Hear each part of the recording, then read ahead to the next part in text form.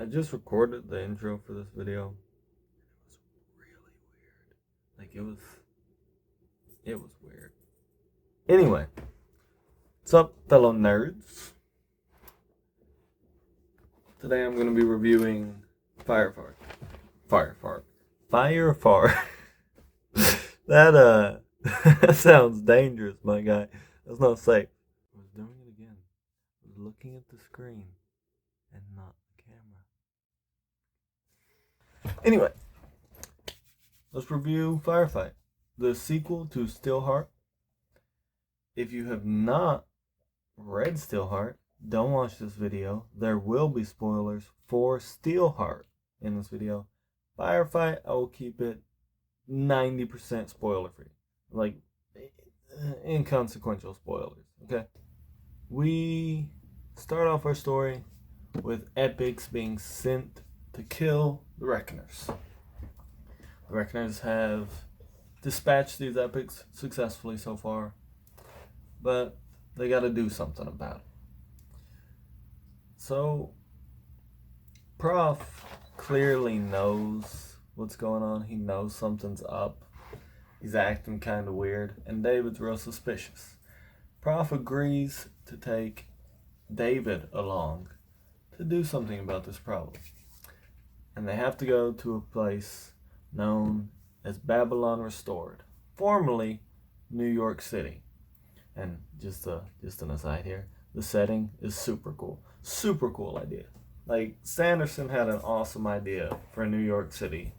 It's great. Sorry for the abrupt cut. My audio had problems with this next minute and a half of clip. That one, Jax, it was you. Someone was chewing on their bone when I recorded the video, and it was very, very loud. So I'm gonna add this little segment right here. Right, so only David and Prof go to Babylon Restored, and they're gonna join up with another Reckoner cell. There are multiple Reckoner cells. It's never stated how many exactly or where they are or how widespread. You just know, for the most part, that they're around North America. There are more Reckoner cells. And they're headed to confront the epic who rules New Babylon, Regalia. And Prof and Tia both have a history with her, it's obvious, but Prof, being as secretive as he is, and Tia following his lead, they won't tell David anything. So David doesn't know what he's walking into. As for what happens after that, you'll just have to read the book. It's a good book though, so read it. That should cover everything that the audio got screwed up on. Now let's jump back into the original video and we'll talk about some world building.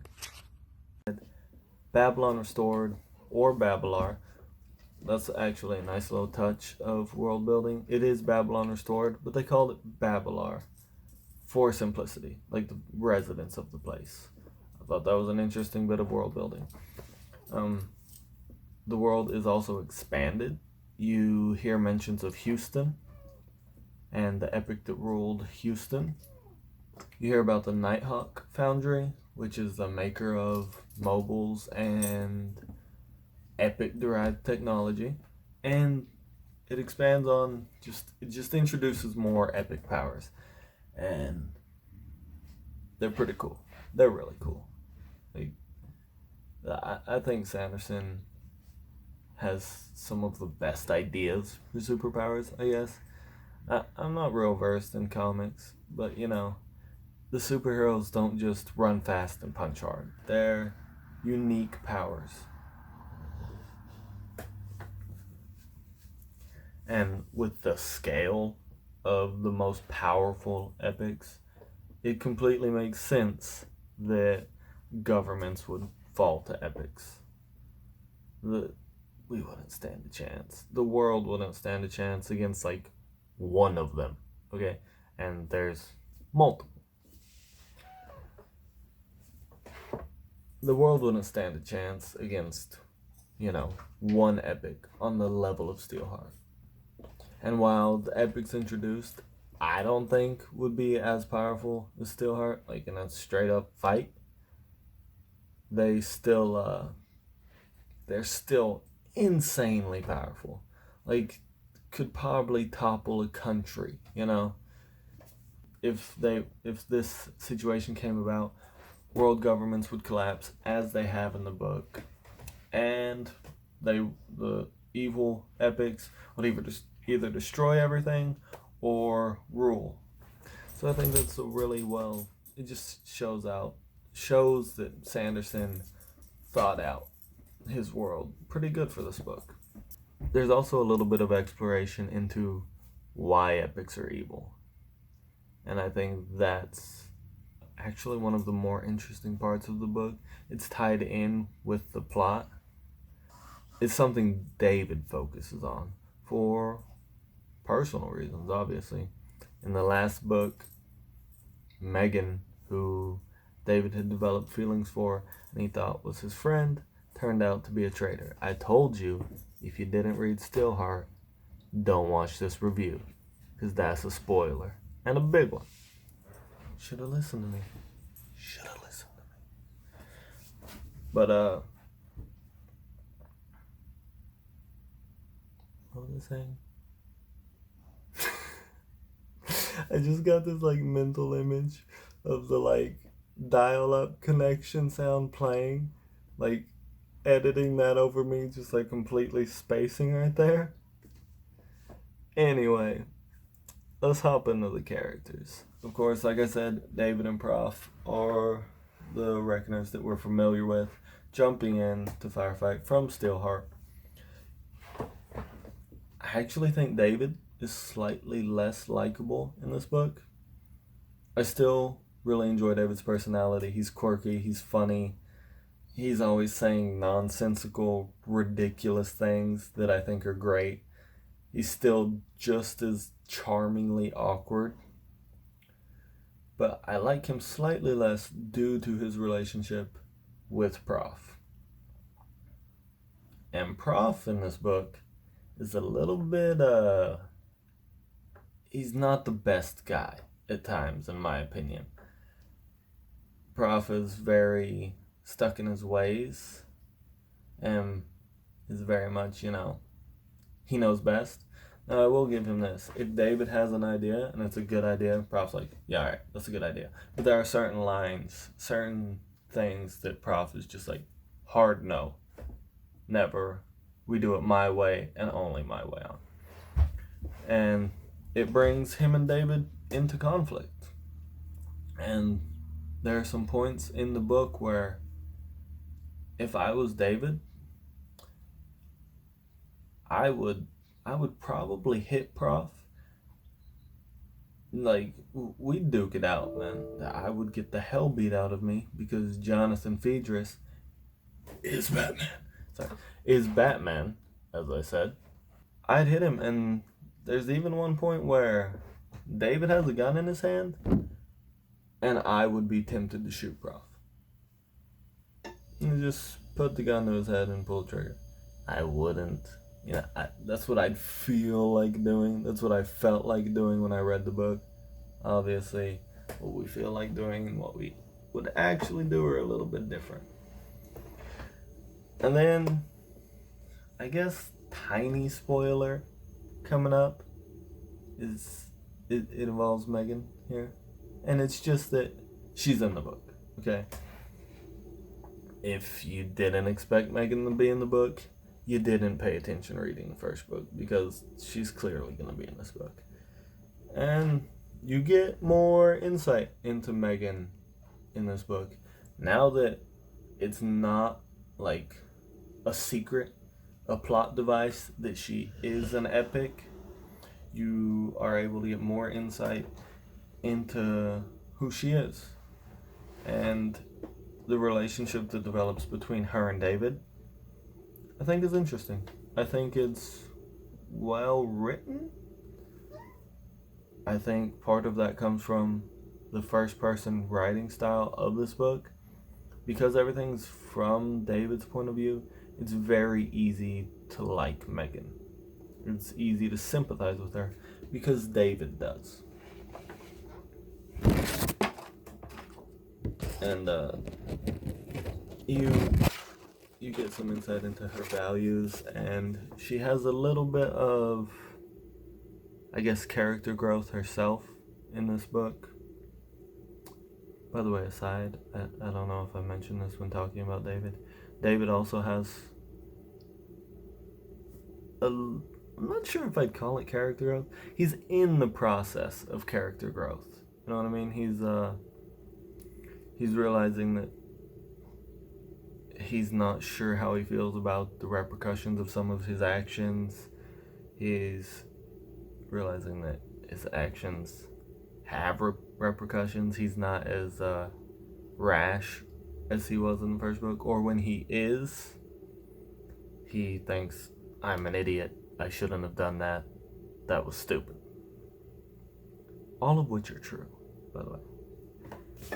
The New Babylon, or not New Babylon, the Babylon Restored division of the Reckoners consists of a few members, and two of them, I like them, but I don't think they're super, like, they don't stand out a huge amount.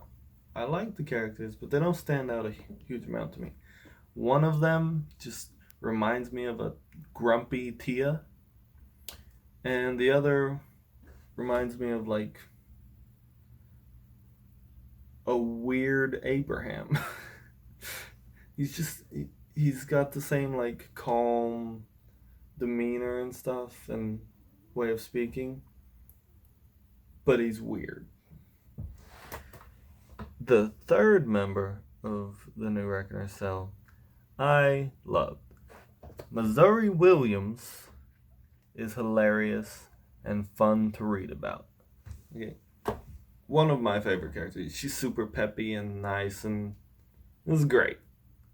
I think she makes the book a lot better.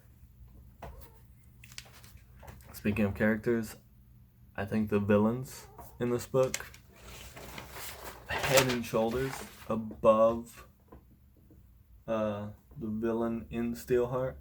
I think Steelheart was just,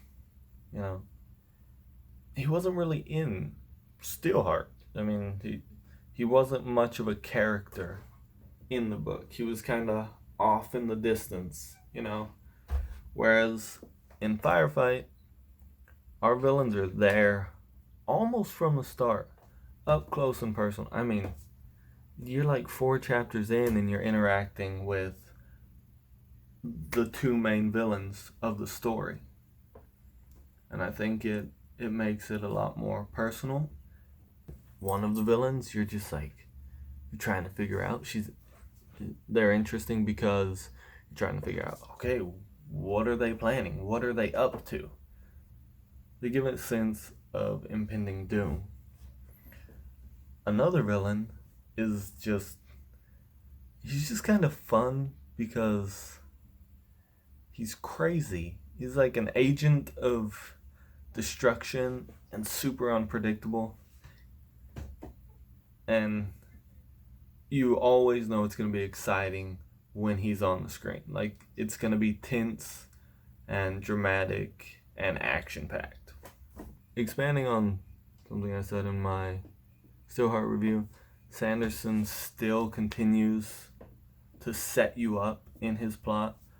When you get to a big event or a big twist, you're always like, oh yeah, I remember that thing, I remember the setup for this. You didn't know it was the setup for that. Or maybe you didn't. Maybe you're smart. Maybe you figured it out. I don't know. But it's always callbacks to things that were earlier in the book. And sometimes, like, they're covered up really well. You don't expect this to be important. And then it is, and I think that's just a hallmark of good writing. I think it's even better than Steelheart. I think the book as a whole is just an improvement, which is rare for a sequel. It always seems like the first one is better, you know? But this book, I think, is significantly better than Steelheart. You get better plot, you get more engagement with characters, your villains matter more, the execution is really good. So 100% read this book. If you haven't read Steelheart, like I said, why are you watching the video? Go read that, okay? But if you have, like you should have, then 100% check this book out. It was really good. Peace. Oh, one more quick thing, guys. Forgot to mention. Just gonna give you a little information about my plans for the channel. I'm currently, now that I'm finished with this review, I'm going to listen to Calamity for the second time. Drop the review for that. Maybe at the end of this week, first of next week. Depends on how quickly I finish the book. I'm also working on The Wheel of Time. I am on book 10. And The Wheel of Time is such a massive, deep series that I feel like I'm going to have to listen to it and then listen to it again in order to give my opinions on the book. And that's going to take a while, because if you don't know what The Wheel of Time is, it's long as... Seriously, Wheel of Time is super long, but I'm really enjoying it. I'm also going to, I'm going to throw some more classic reviews out. In this channel, I'm probably going to review mostly fantasy, sci-fi type things, because that's my favorite genre to read. But I'm also going to throw in some horror. I'm a big Lovecraft fan. I enjoy Lovecraft's horror. I want to get into some more Stephen King. If you have any recommendations, drop them down below. I also intend on checking out the Dresden Files. I've heard that's really good.